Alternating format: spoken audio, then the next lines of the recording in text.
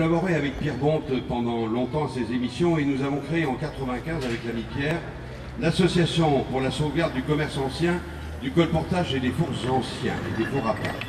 J'ai une mission un peu partout en France et même au-delà où je fais l'inventaire, la réhabilitation et l'animation des fours anciens dans les villages, tout simplement pour recréer autour du four ce lieu de convivialité où les générations peuvent se retrouver pour dialoguer.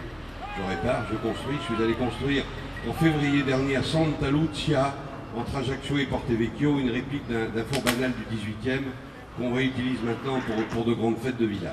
Au temps où, chargés de sel et claquant leur voile, les gabarres, tous les futreaux, ont monté la Loire avec leurs précieux chargements.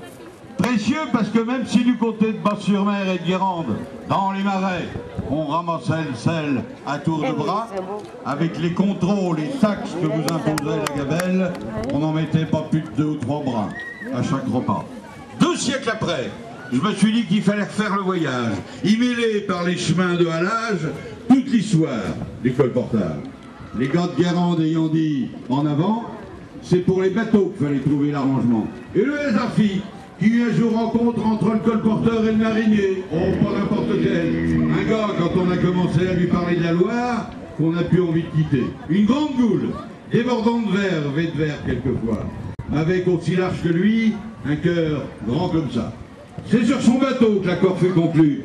Top là les gars, les mains claquèrent, les verres s'entrechoquèrent. Et depuis, de port en port, on est venu vous voir, vous parlant de sel, et tous nos bateaux lourdement chargés, de bois, de fèves de cacao, d'épices, de foin, de vin, de tuffeau, et tant d'autres, pour à chaque étape être dévot.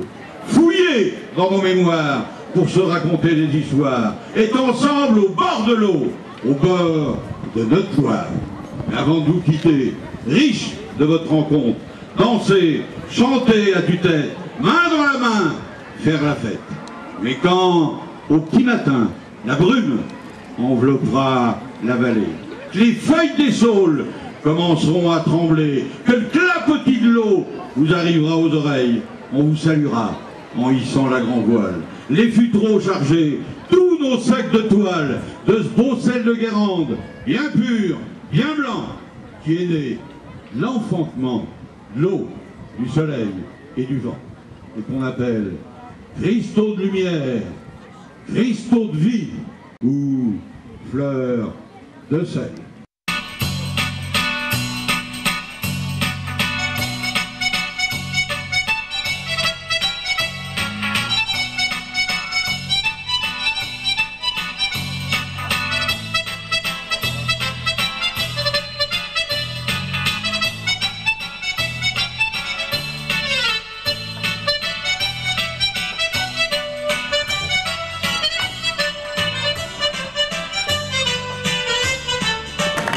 Alors je crois qu'on peut remercier très fort la ville de Chinon qui nous accueillit dans un cadre fabuleux. Vous pouvez vous tourner de partout, quel que soit l'endroit où vous vous trouvez sur cette fête.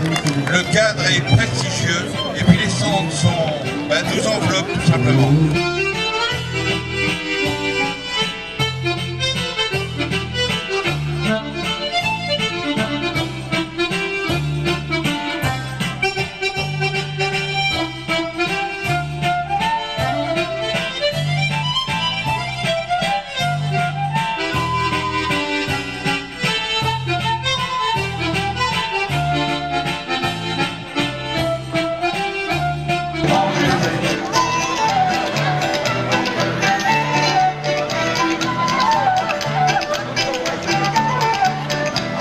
Cavalière fort bien montée, avec l'amourette nous irons danser.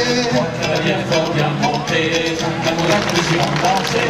Soyez le petit, pas le mauvais, je me dis pipi, on joue du gabarit, on a du bon, avec l'amourette nous irons danser, l'amourette nous irons danser, Ah non, c'est chouette.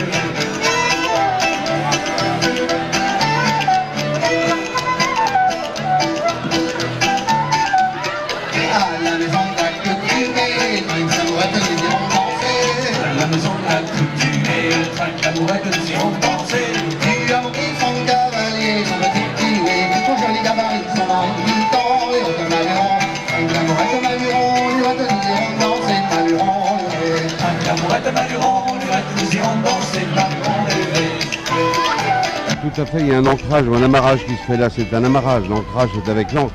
Un amarrage qui se fait sur des pieux là-bas complètement en amont.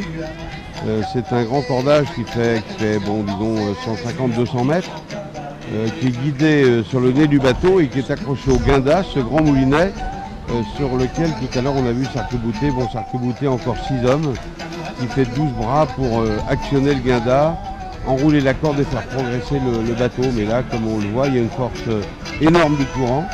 Cette marche qui nous entraîne et qui fait en sorte que la progression est lente. Là, en ce moment, ils sont en amarrage de sécurité avant de préparer un nouveau cordage et puis de se reposer quelques minutes avant d'actionner pour passer le dernier endroit difficile.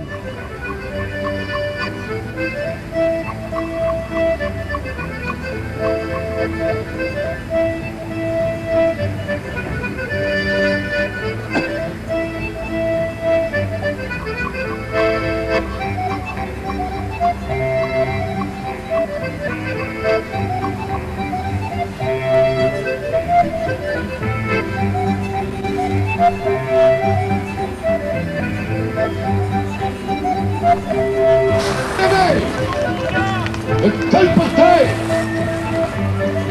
il nous revient avec moult contes et légendes de France et de Navarre, par mots et par mots. Sur les bords de Loire, parce qu'on pourrait dire, les colporteurs, je vous l'ai dit, c'est des gars de montagne, ça. Qu'est-ce qu'ils pouvaient bien faire, les colporteurs, sur les bords de Loire? Je vais vous expliquer.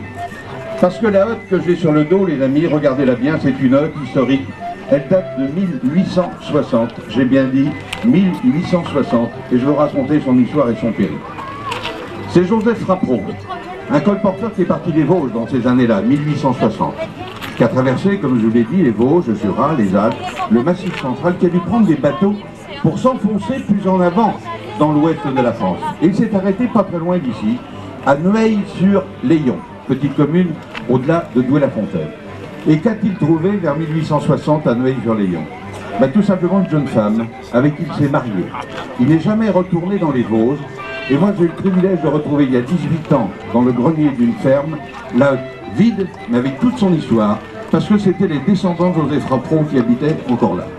Donc je me suis empressé, après des recherches, de la remplir d'un peu plus de 1000 objets. J'ai bien 1000 objets quand je parle des fils, des aiguilles, etc., authentiques, qui sont de 1880 à 1930, et qui sont réellement les objets et les produits vendus par les colporteurs à l'époque. Alors vous comprenez que je ne vends rien, mais j'en raconte le périple un peu partout en France et dans les pays francophones, pour raconter l'histoire du colporteur, son rôle social aussi. Le colporteur qui était le premier marchand ambulant et le premier homme de la communication. Alors sur les bateaux, les colporteurs avaient cette double action. D'une part, lorsque les bateaux touchaient quai, c'est de dire, les amis, à Saumur, pendant 2 jours, il y a des gabarres, des futreaux, des tout qui viennent d'arriver, avec du sel, des soieries, des étoffes, des épices. Venez, vous pouvez acheter. Mais aussi les mariniers, qui se font de grands périples pendant plus d'1 mois, ont besoin, de beurre. Tout simplement parce que nous avons eu des orages ces jours-ci et que le reste de beurre est rance.